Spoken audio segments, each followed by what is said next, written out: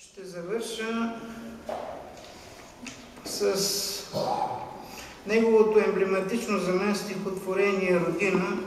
Вместо да говоря за него, по-добре е да чуете словото на Димитър Подвързачов. Не съм актьор, но ще се опитам да го прочета. Една родина, писана през 1912 година.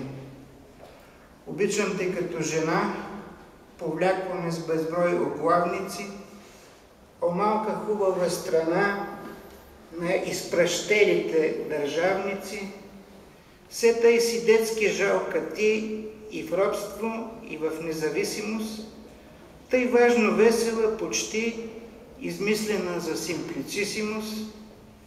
Обичам те като жена с хиляди чаровни прелести, о бедна хубава страна на алчни допотопни челюсти, как всички твои синове от твоя образ са клиширани, дългът към тебе ги зове към непрестанно ампуширане.